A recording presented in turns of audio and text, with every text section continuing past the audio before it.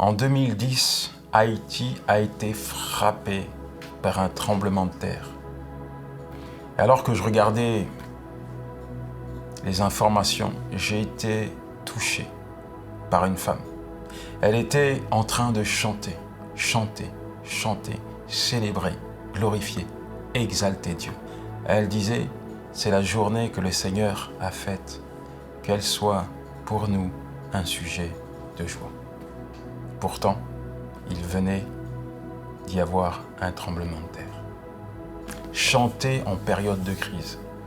Déjà, chanter quand tout va bien, pour des gens, c'est compliqué. Mais chanter en période de crise, chanter quand tout va mal, cela demande un effort.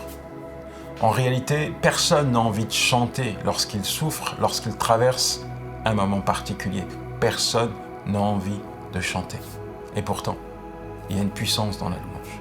Quand tu chantes, tu attires la présence de Dieu. Quand tu chantes, tu attires la faveur de Dieu. Tu attires le miraculeux de Dieu. David, qui est passé par bien des péripéties, disait une chose importante dans le psaume 103, versets 1 à 2. Il avait ordonné à son âme de louer l'Éternel. Il dit, mon âme, bénis l'Éternel, que tout ce qui est en moi bénisse son saint nom. Mon âme bénit l'Éternel et n'oublie aucun de ses bienfaits. Quand tu regardes derrière, tu vois forcément les hauts faits de Dieu dans ta vie, qui doivent te rassurer, qui doivent te booster, t'encourager à élever la voix vers lui. Quel que soit ce que tu vis actuellement, peu importe la saison, ce même Dieu qui a accompli tant de choses pour toi hier peut encore les accomplir aujourd'hui. Et la louange est simplement une reconnaissance de sa grandeur et de sa toute-puissance dans ta vie. Alors, apprends à chanter, à le louer en tout temps et au travers de chaque saison. Un bon conseil, mon ami, n'oublie jamais que la louange est une puissance qui met Dieu en avant. Allez, ciao. Chers amis, voici quelques années déjà que je parcours les prisons de la francophonie et je dois dire que j'ai vu des choses extraordinaires. J'ai vu des centaines et des centaines de milliers de personnes être au bénéfice du message de l'Évangile et accepter Jésus-Christ comme Seigneur et Sauveur.